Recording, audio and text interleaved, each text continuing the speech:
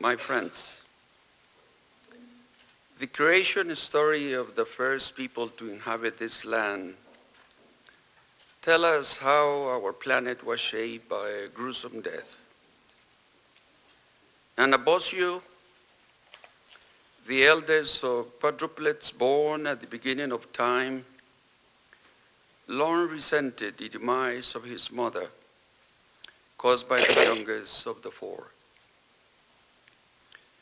When Anabosio became an adult, he chose to avenge their mother by pursuing his brother to the four corners of the world, finally succeeding in his fatal mission.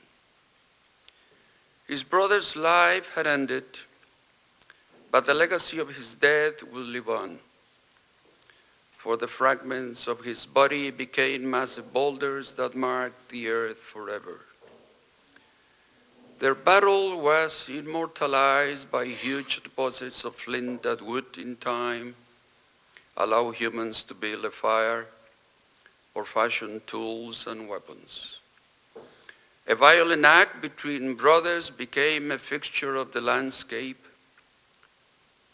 immovable, unchanging, eternal.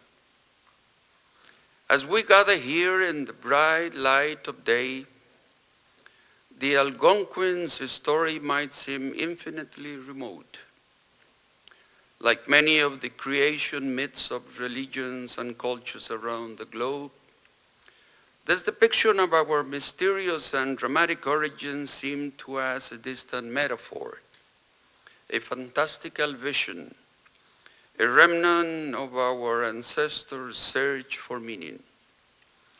But I think the tale of an assassination that physically changes the face of the earth is something more than a piece of our past.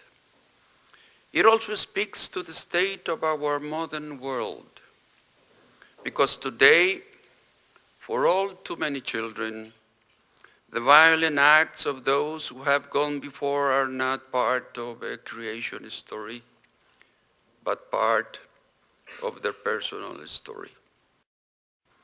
The idea that violence shapes our landscape is not historical or spiritual, but rather a tangible and terrifying truth. These children inhabit a world where violence is immortalized as far as the eye can see. These children live lives defined by landmarks such as tanks and missiles, mass graves and refugee shelters. These children face a future that is mapped out by the rocky memorials of battles gone by. These children's possibilities have already been reduced by calcified lines of hatred or resentment that cannot be shifted or moved. You might think I am speaking of extreme situations, far from this room, of the hundreds of thousands of child soldiers who are living a life of warfare at this very moment, or of the young people of Afghanistan, of Palestine, or Libya. Certainly, children such as these have lived with unrest and fear as few others have. But I speak not only of the children who have first-hand knowledge of war. I speak of all the world's children. For even the children of wealthy nations are learning lessons of violence from their parents and grandparents. Even they are being taught by their governments and newspapers and schools that violent conflict is an inevitable part of their nation's existence.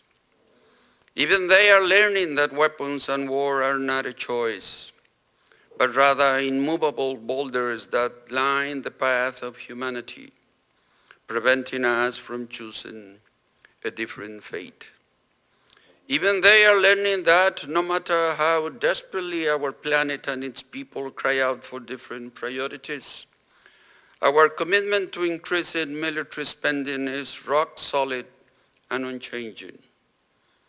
Altering this state of affairs can seem as impossible as moving the continents, as unimaginable as remaking our landscape. However, as the Canadian scholar Marshall McLuhan once said, there is absolutely no inevitability as long as there is a willingness to contemplate what is happening. This afternoon, I ask you to join me in contemplating what is happening with our world's priorities.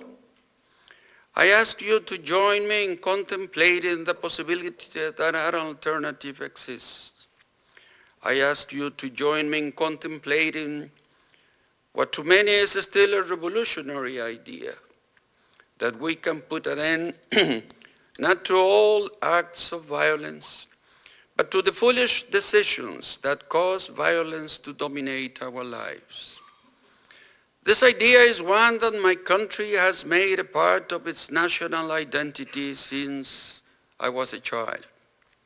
This idea is part of a promise my country made to me when I was only 8 years old. At that time, my country was recovering from a civil war, province against province, cousin against cousin. When the war ended in 1948, Costa Rica made a voluntary decision that no other country had ever undertaken, to abolish its army and declare peace to the world. By doing this, my country fundamentally altered its landscape forever. My country promised me and all its children that we would never see violence as an inevitable part of our surroundings. My country promised me and all its children that we would never see tanks or troops as a natural feature of the environment. My country promised me and all its children that it would invest not in the weapons of our past, but in the tools of our future. Not in barracks, but in schools, hospitals, and national parks. Not in soldiers, but in teachers, doctors, and park guards. My country promised to dismantle the institutions of violence and invest in the progress that makes violence unnecessary. 6 decades later, Costa Rica has kept its promises to the child I once was and to all its children. 6 decades later, our wise investments have helped build a country that is educated, healthy, and green. 6 decades later, the young Costa Ricans who looked on when our government made history have had the chance to lead peaceful and prosperous lives. We have been taught by our parents and grandparents and by our government that security does not lie in weapons or fences or armies. Security lies in human development. Even a small country, subject to the whims of global politics and the winds of global change, can silence the guns and use the dividends of peace to feed, educate, and care for its people. Even a small country can change the landscape of war into the landscape of peace. But Costa Rican children were not the only ones who were promised peace by their elders in the 1940s. When the United Nations was founded, its charter called on the Security Council to devise a plan to reduce arms spending and control the proliferation of weapons. Its words were very clear.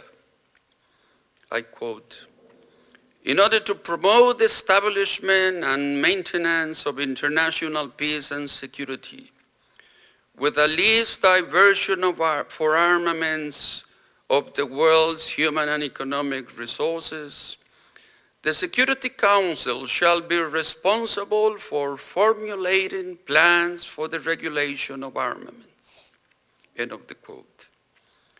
In the San Francisco Opera House on June 25, 1945, delegates from 50 nations rose to their feet to approve the charter.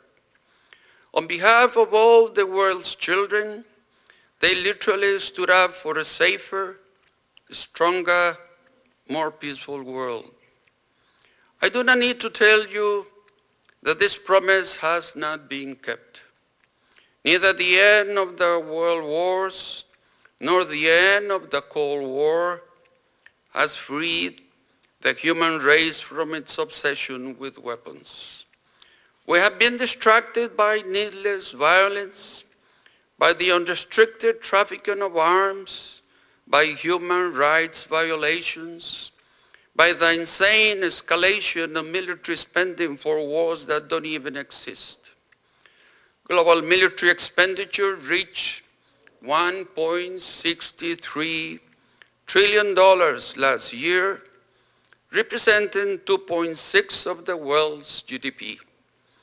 My home region of Latin America managed to claim nearly $63 billion of that sum, while remaining one of the most violent and economically unequal regions in the world, with almost 200 million of its inhabitants living in poverty. Canada's projected spending of $22.3 billion this year concludes a decade of increases. It is also 26% higher than its spending in the final years of the Cold War, a period whose conclusion we believed would introduce a new era of peace.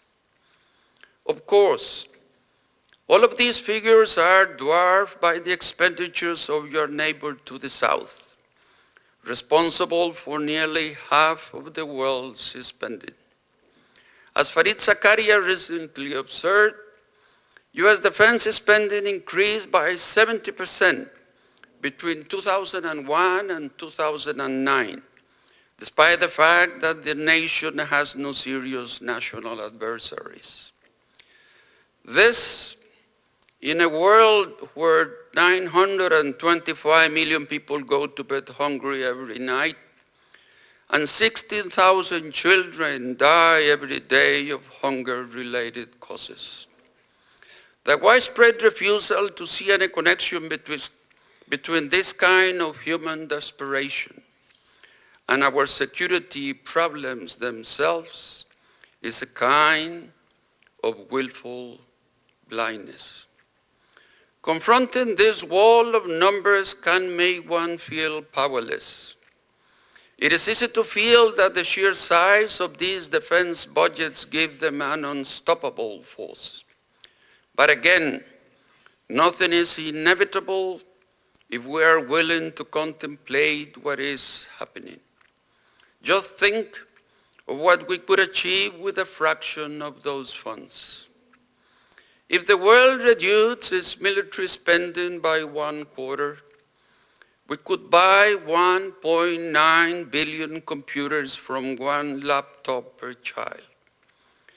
That means that not just every child in Costa Rica, not just every child in Latin America, but every child in the developing world would walk into his classroom tomorrow and find his own laptop waiting for him.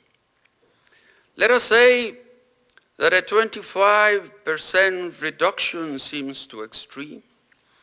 If the world reduced its military spending by just 10%, we could provide monthly scholarships like those I instituted in Costa Rica to keep kids in school to 153 million high-risk young people for an entire year.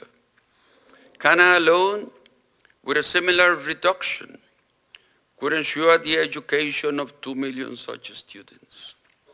Is 10% still too much?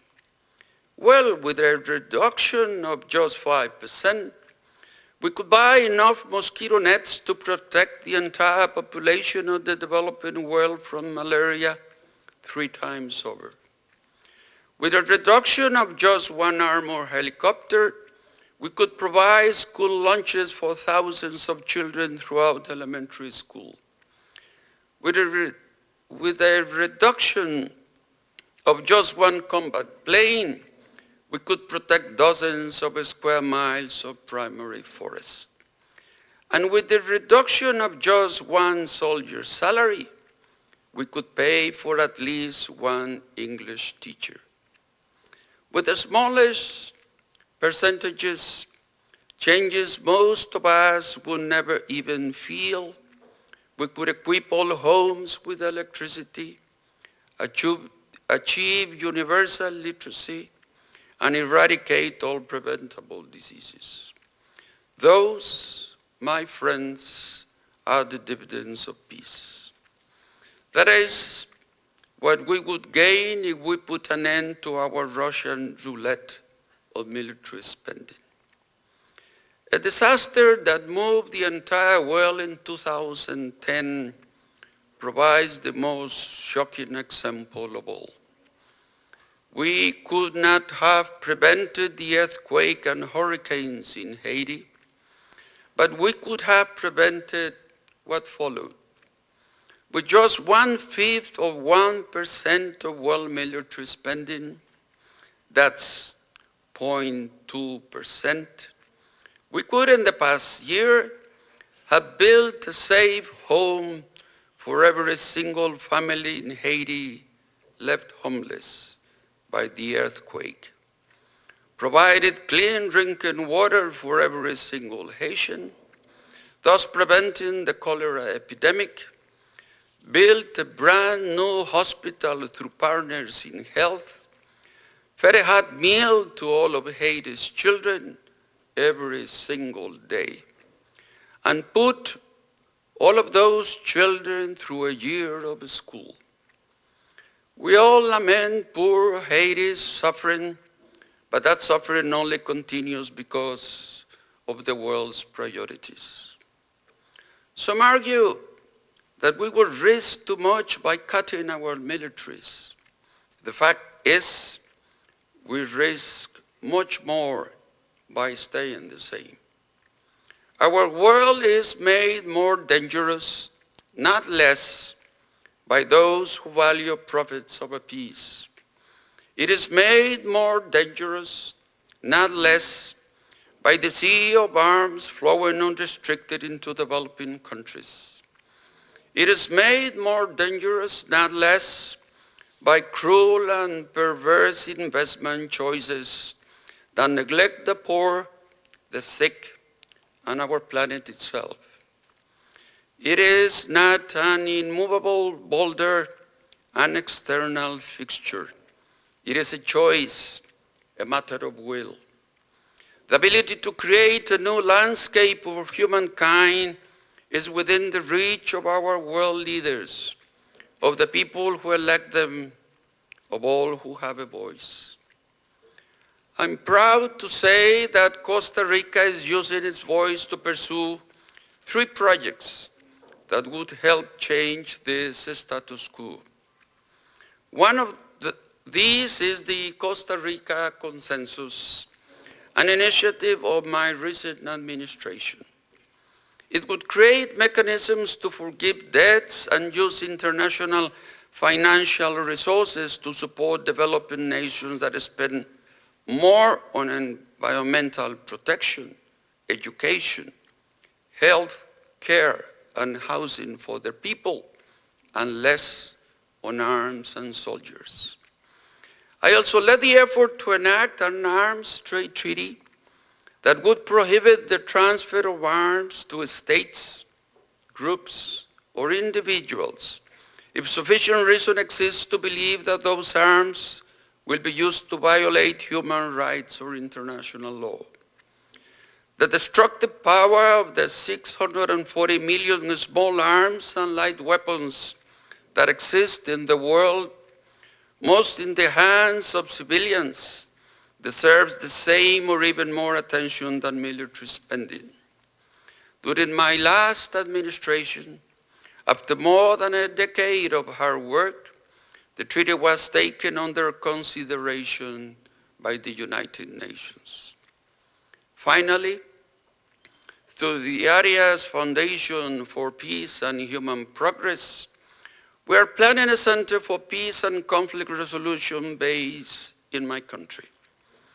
The center will be a multi-purpose institution that offers peace education for the public, conducts research into best practices in conflict resolution, and deploys mediators to open up avenues of communication in current conflicts around the globe. Recent events in the Middle East show that a center like this is certainly needed. I hope that all of you will join us and become a part of these important efforts. Only with widespread support can we make these changes happen, for they face no shortage of opponents. Such people tell us we are wide-eyed optimists. They tell us that arms regulation is unrealistic. They tell us that military spending cuts are impossible in the current global climate. They tell us that now is not the time. But history tells us otherwise. We have always plucked hope from the jaws of despair. Our best movements towards peace have always been born during times of uncertainty and fear.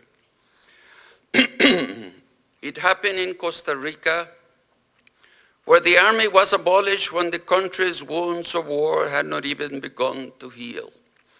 It happened in war-torn London in 1941, where a few brave souls signed a declaration of peace that planted its seeds for the United Nations. And it happened in a secret location identified only as somewhere at sea, but which students of history will identify as just off the coast of Newfoundland. That is the place where Churchill and Roosevelt met aboard the Prince of Wales to sign the Atlantic Charter. In the middle of a war, in uncertain waters, the two leaders proclaimed that all of the nations of the world must come to the abandonment of the use of force. We too are somewhere at sea today. We are tossed by currents of violence. We are buffeted by waves of destruction. But this gives us no excuse to ignore the needs of the poorest on our planet and of the planet itself.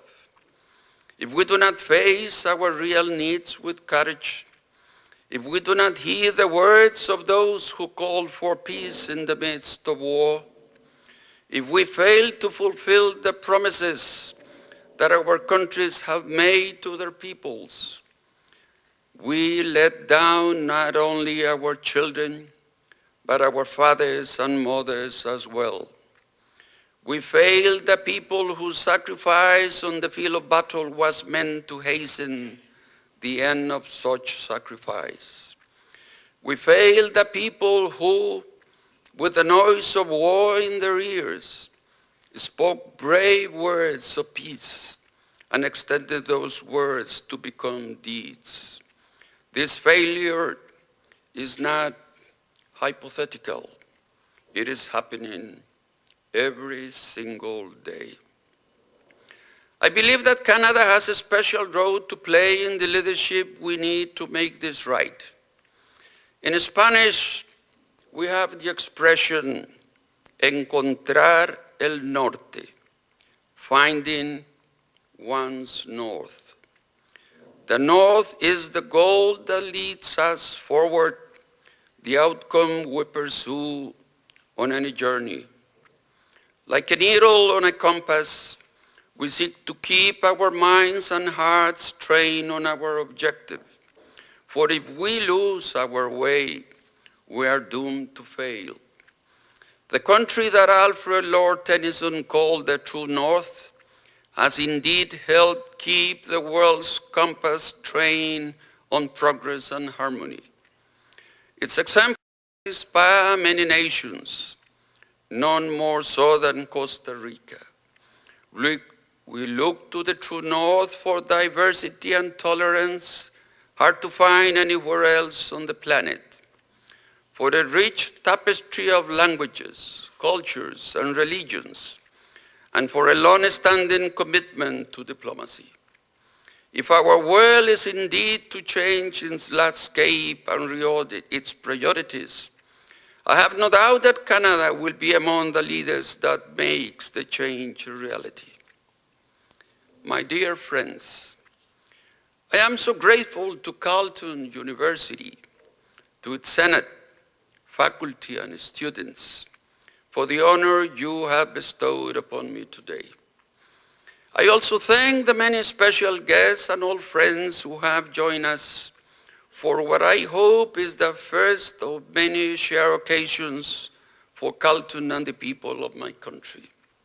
In Costa Rica, we understand very well that in today's world our success depends on the relationships we build, especially when it comes to academics. We have a historic commitment to education, but to maintain that success, we must continue to expand the horizons of our young people, offering them ways to gain new academic and technical skills.